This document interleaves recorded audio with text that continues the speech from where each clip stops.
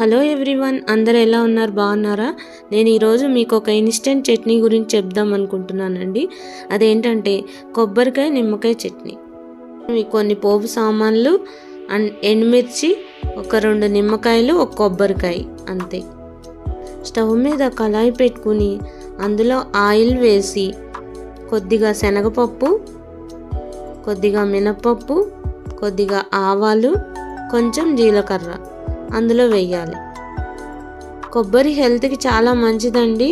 ఇందులో పీచు పదార్థం ఉంటుంది కాబట్టి ఇది డైజెషన్కి బాగా ఉపయోగపడుతుంది.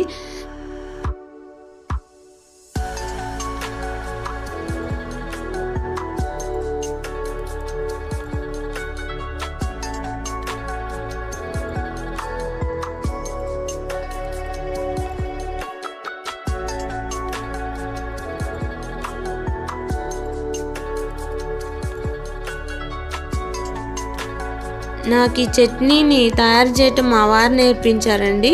నాకు అంతకుముందు రాదు, మామూలు కొబ్బరి చట్నీ చేయటమే వచ్చు. అయితే ఆయన బ్యాచిలర్గా ఉన్నప్పుడు ఈ రకంగా చేసేవాడిని అని చెప్పారు. ఇది క్రిస్పీగా తినే వాళ్ళకి చాలా బాగుంటుంది. ఎందుకంటే ఇందులో తినేటప్పుడు మనం పోపులో వేసిన పప్పులు అవి వస్తూ ఉంటాయి కాబట్టి తినడానికి చాలా టేస్టీగా ఉంటుంది.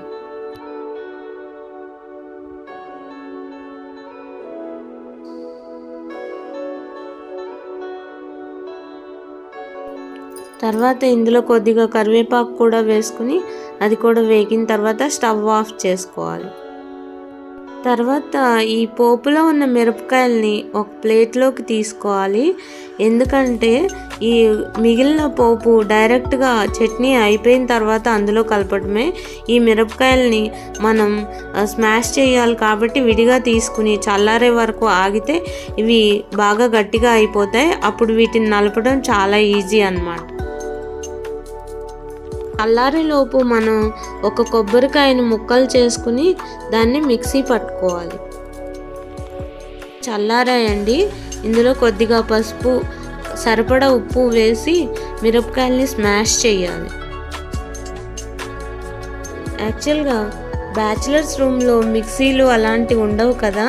ఎప్పుడన్నా టెంపుల్కి వెళ్ళి వచ్చినప్పుడు కొబ్బరి చిప్పతోటి పీలర్తో కొబ్బరిని తీసి ఇలా చేసేవారని ఈయన చెప్పారు. నేను కూడా తర్వాత ట్రై చేశాను. ఇది ఎంతో టేస్టీగా అనిపించింది. ఈ మిరపకాయల్ని మనం మెత్తగా నలిపిన తర్వాత పిజ్జా మీద వేయటానికి చిల్లీ ఫ్లేక్స్ ఇస్తారు కదా, వాటిలాగా అవుతాయి. మనం స్మాష్ చేసిన చిల్లీ ఫ్లేక్స్ని అండ్ కొబ్బరికాయ మిక్సీ పట్టిన కొబ్బరి తురుముని రెండింటిని కలిపేసి దాని మీద ఒక 1.5 నిమ్మకాయ సరిపోతుందండి. ఒక కొబ్బరికాయకి 1.5 నిమ్మకాయ సరిపోతుంది.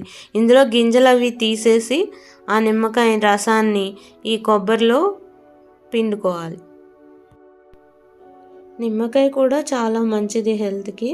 యాక్చువల్లీ ఇది కొబ్బరి వెట్ చట్నీ కాకుండా డ్రైగా ఉంటుందన్నమాట. అంతా కలిసే విధంగా మనం చేత్తో కలుపుకోవాలి. స్పూన్తో కలిపితే అంత బాగా కలవదండి. యాక్చువల్లీ ఏ చట్నీ అయినా చేత్తో కలిపితే ఆ టేస్టే వేరుగా ఉంటుంది. ఒకసారి ట్రై చేసి చూడండి. మనం ఇందాక ఉంచిన పోపుని దీంట్లో కలుపుకోవటమే, అంతే. కొబ్బరికాయ నిమ్మకాయ చట్నీ రెడీ. ప్రిపేర్ చేసి టేస్ట్ ఎలా ఉందో నాకు కామెంట్లో తెలియజేయండి. ఈ వీడియో మీకు నచ్చితే లైక్ చేయండి, సబ్స్క్రైబ్ చేయండి. మీ ఫ్రెండ్స్ అండ్ ఫ్యామిలీ మెంబర్స్కి ఈ వీడియోని షేర్ చేయండి. Thank you.